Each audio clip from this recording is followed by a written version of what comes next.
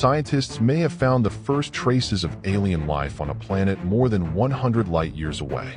In April 2025, the James Webb Space Telescope, JWST, detected an extremely sensitive life-related molecule, dimethyl sulfide, DMS, in the atmosphere of planet K2-18b. If this discovery is ultimately confirmed, it will be the first strong chemical clue for life that humanity has ever captured outside our solar system. But before we jump to conclusions, we first need to understand what this mysterious planet, K2-18b, is really like. Let's start with its discovery and composition. K2-18b is a distant exoplanet orbiting the red dwarf star K2-18 in the direction of the constellation Leo, approximately 124 light-years from Earth. It was first discovered back in 2015 by NASA's Kepler Space Telescope during its K2 mission. Scientists observed it periodically passing in front of its host star, causing a faint dip in the star's brightness. These tiny changes in light allowed scientists to calculate its general characteristics: a radius about 2.6 times that of Earth and a mass about 8.6 times that of Earth. This places it in the sub-Neptune category, larger than Earth, but not quite big enough to be an ice giant like Uranus or Neptune. More critically, K2-18b orbits squarely within its star's habitable zone, the region where temperatures could allow for liquid water. Its year is only 33 days long, but because its parent star is dimmer and it orbits closely, the planet receives about the same amount of light as Earth does from the sun. Scientists estimate its average atmospheric temperature is around 265 Kelvin, or about -6 degrees Celsius. While chilly, a greenhouse effect could potentially create a temperate environment similar to Earth's. As early as 2019, the Hubble Space Telescope had already detected the presence of water vapor in this planet's atmosphere. This was the first time water vapor had been detected on a small exoplanet within a habitable zone, causing a global sensation. It meant that K2-18b has a relatively thick atmosphere capable of holding moisture, and water is one of the essential ingredients for life as we know it. From that moment on, K2-18b was placed on the list of top priority targets for future in-depth observation. So, is it a scaled-up version of Earth or a completely different type of planet? The answer points to a brand new classification concept, a Hycean planet. This term was proposed by a scientific team at the University of Cambridge in 2021 to describe a class of planets covered by deep oceans and enveloped in a hydrogen-rich atmosphere. These worlds are typically larger and more massive than Earth, but could still have suitable surface temperatures. K2-18b perfectly fits the model for this type of planet and is currently considered the most promising Hycean candidate. What would a Hycean planet look like?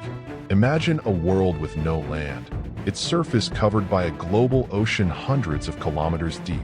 Floating above it is an atmosphere primarily composed of hydrogen gas, possibly mixed with methane. This atmosphere, lighter and thinner than Earth's nitrogen-oxygen mix, could extend much farther out, forming a vast, expanded upper layer. This hydrogen layer could also act as an insulating blanket, helping the ocean retain heat. In theory, such planets could exist around various types of stars, and K2-18b is a prime example of this new concept. More importantly, these planets may not be rare. Scientists believe that intermediate-sized sub-Neptunes like K2-18b are very common throughout the Milky Way. In the past, most efforts focused on Earth-like rocky planets, with less attention paid to these in-between worlds. But that is now changing. Niku Midhusudhan, an astronomer at the University of Cambridge, points out that our definition of habitability may have been too narrow. Traditional thinking has always favored rocky planets for life, but the atmospheres of these Hycean planets are actually easier to detect with distant spectrometers. Their large, thick atmospheres produce strong signals, making them easier places to search for traces of life with our current technology. In other words, while they aren't like Earth, they are more likely to talk to us and reveal whether they harbor life.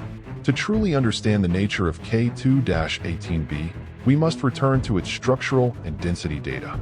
By calculating its volume and mass, scientists determined its density to be about 2.77 grams per cubic centimeter. This makes it neither a purely rocky planet nor a gas giant.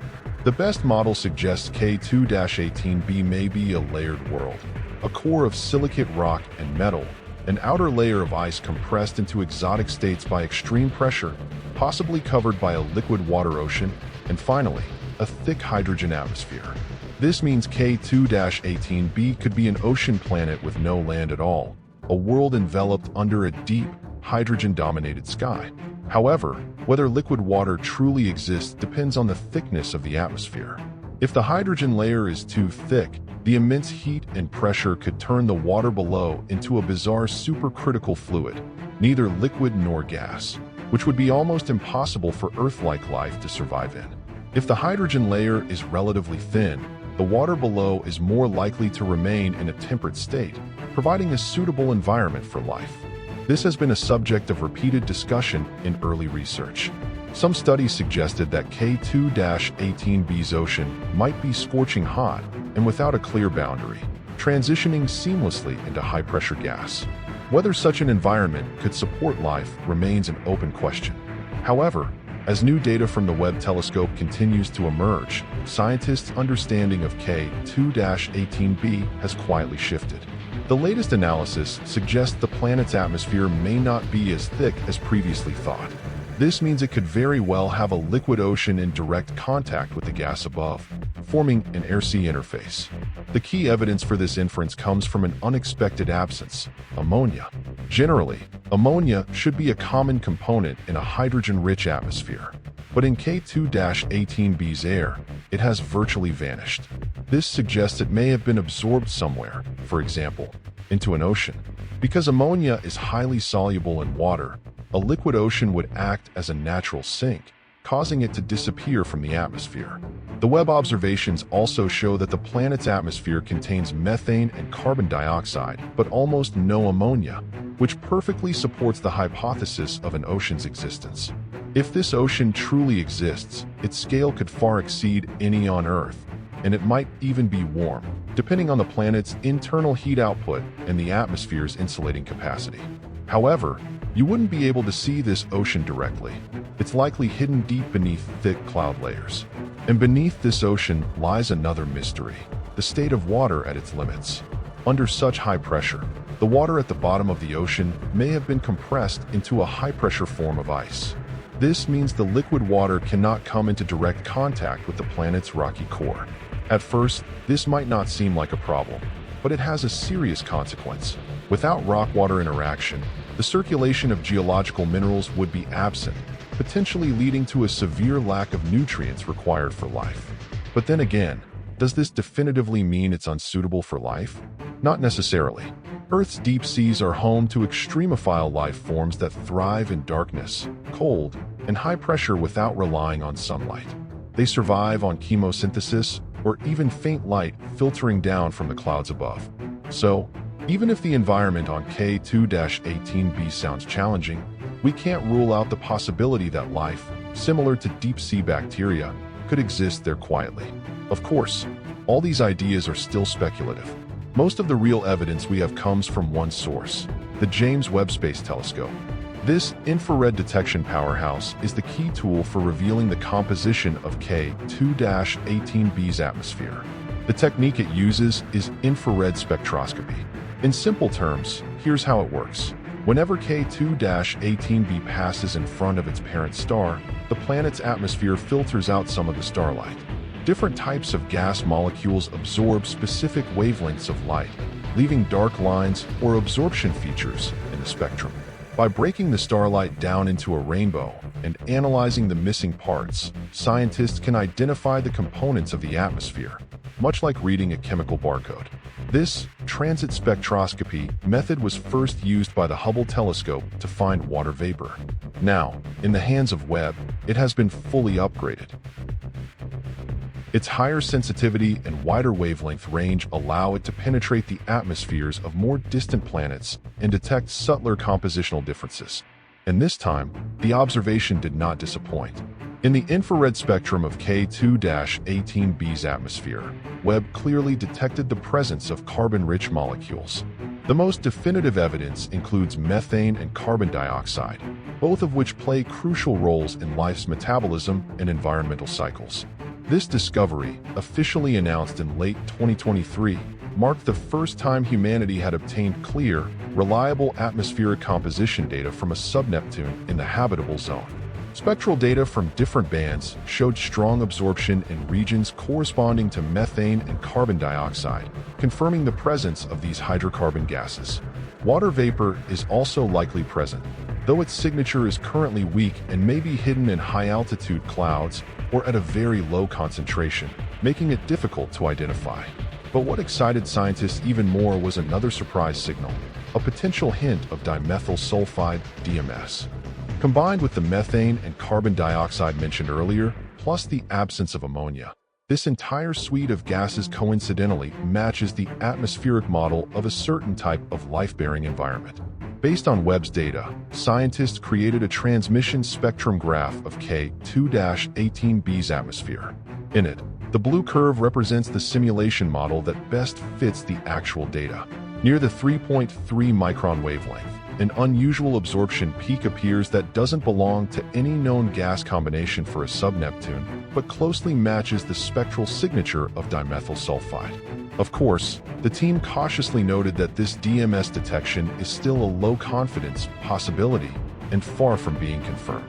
So, why did dimethyl sulfide cause such a stir in the scientific community? Because on Earth, this gas is produced almost exclusively by life. It's a volatile, sulfur-containing gas. On our planet, the vast majority of DMS comes from marine plankton. Specifically, certain types of phytoplankton and bacteria synthesize a compound called dimethylsulfoniopropionyl, DMSB, to regulate their cells. When these microbes die or are eaten, DMSB breaks down and releases DMS gas. In other words, if Webb really did capture the presence of DMS, this signal could be the first chemical evidence of extraterrestrial biological activity ever detected by humans. On Earth, there are almost no significant non-biological processes that release large amounts of DMS. Volcanoes and undersea thermal vents do spew out various sulfur compounds, but DMS is not a major component. Therefore, the scientific consensus is that on Earth, detecting DMS is basically equivalent to detecting signs of life. Furthermore, DMS has a special property. Its lifespan in the atmosphere is short. On Earth, it is quickly broken down by sunlight, usually disappearing within a few days to a few years. Therefore, if you continuously detect it in a certain place, it means there must be an active source constantly replenishing it. So, if there really is a detectable amount of DMS in K2-18b's atmosphere, what does that imply? It means there is some mechanism on that planet constantly generating this gas.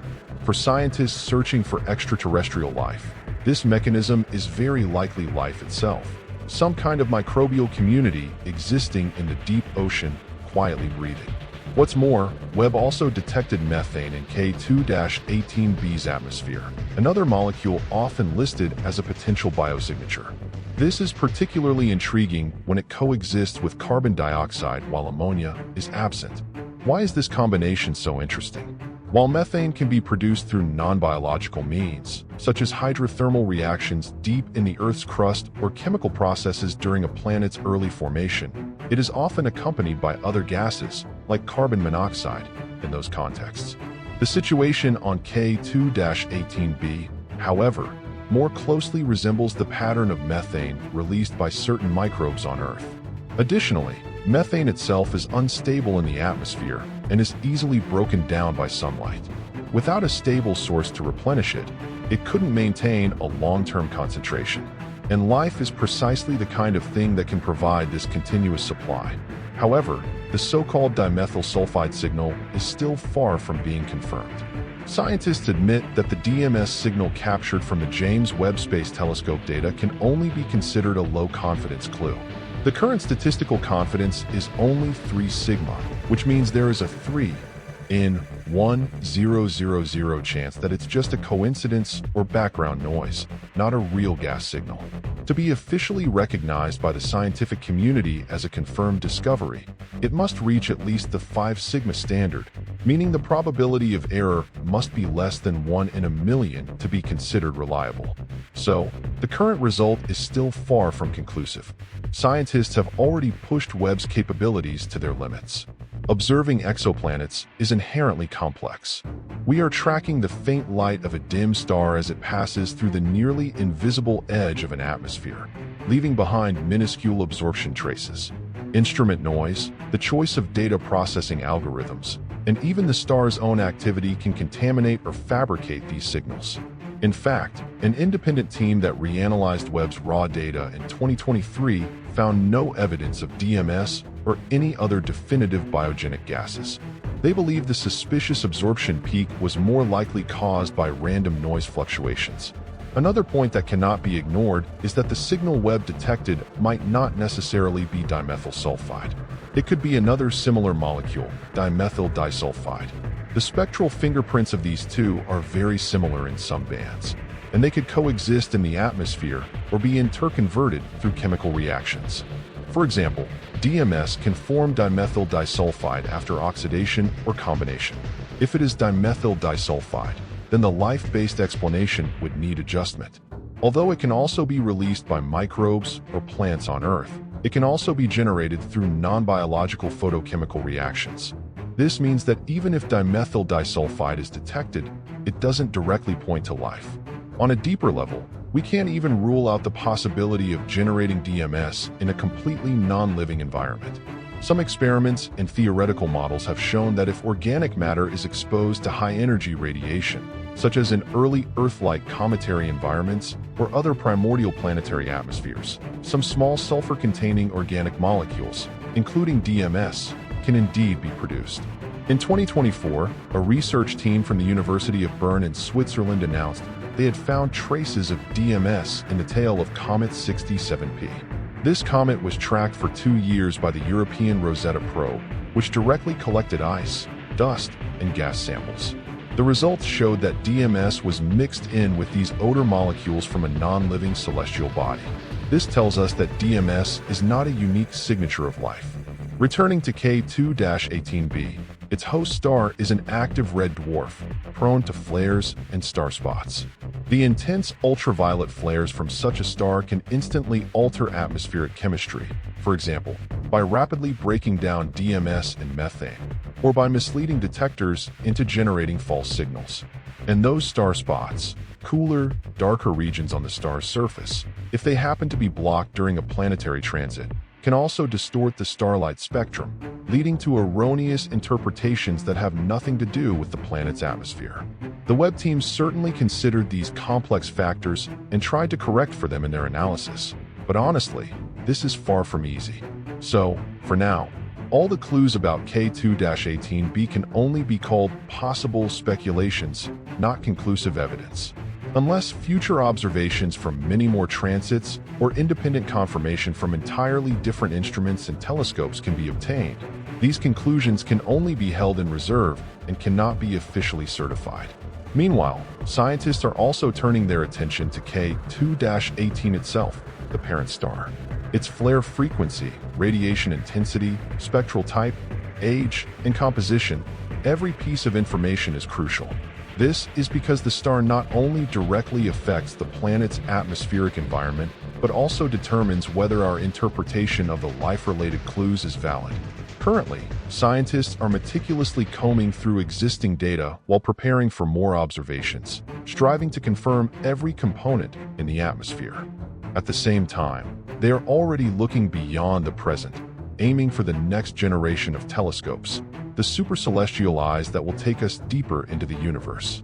In the coming decades, humanity plans to launch astronomical equipment more advanced than Webb, potentially upgrading today's maybes into conclusive evidence. For example, NASA is currently envisioning 2 flagship missions, LUVOIR and HABEX, expected to launch after 2035. LUVOIR is designed with a primary mirror of 14 to 16 meters in diameter, compared to Webb's 6.5 meters. This means it can collect more photons, significantly improving the signal-to-noise ratio of each transit observation and making those faint gas signals undeniable. HABEX takes a different approach. It will be equipped with a massive light-blocking sail called a star shade, flying tens of thousands of kilometers in front of the telescope to block the intense starlight, allowing the faint planets hidden next to the blazing star to be seen clearly. These astronomical giants share a common goal: to find Earth-like planets with potential signs of life and conduct in-depth analyses of their atmospheres. Their mission scope will certainly include K2-18b.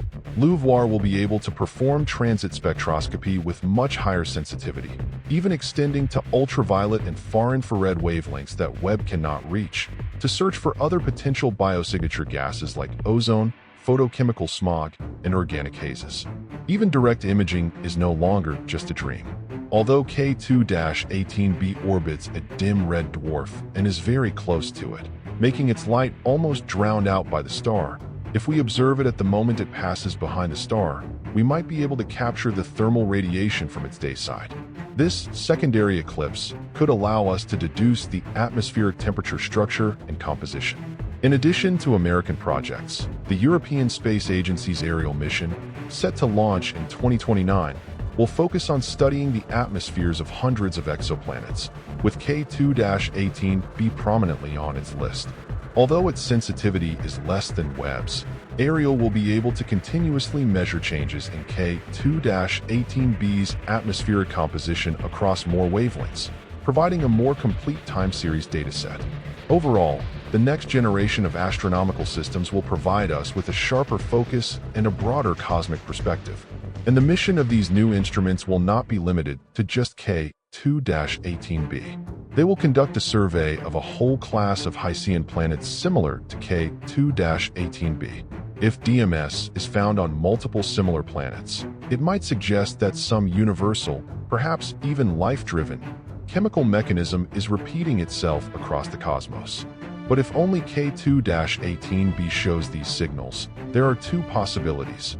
Either it is truly unique, or the previous discovery was just a statistical fluke in the data. Regardless of the outcome, K2-18b has already become a benchmark for the new generation of exoplanet research.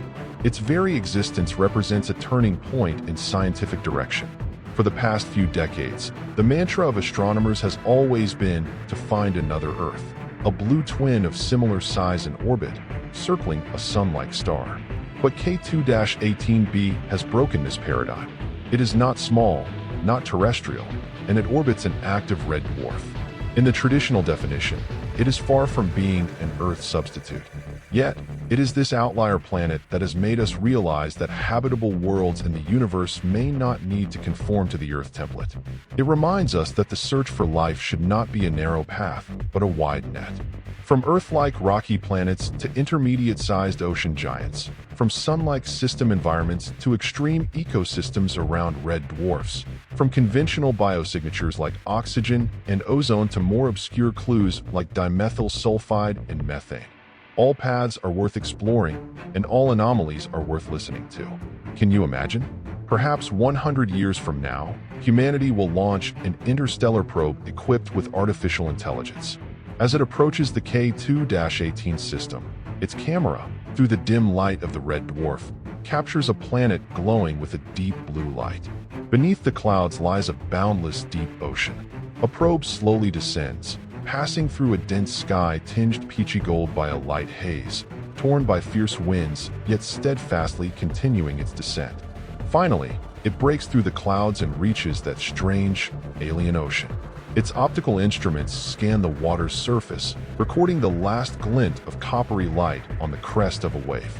Then, it dives beneath the surface, and in that silent abyss, it finds some form of microscopic life. At that moment, all of humanity will finally confirm that we are not alone. But the reality is, all of this is still far beyond our current technological reach. A distance of 124 light-years remains an astronomical chasm with today's propulsion technology. So, we can only continue to gaze through telescopes, analyzing faint spectra frame by frame across the sea of stars, waiting for the next transit to arrive. And in this distant gaze, we are constantly getting closer to the truth. Until one day, that faraway ocean world will no longer just whisper, but will speak to us in a clear voice. When life speaks, even if it comes from billions of kilometers away, we will eventually hear it.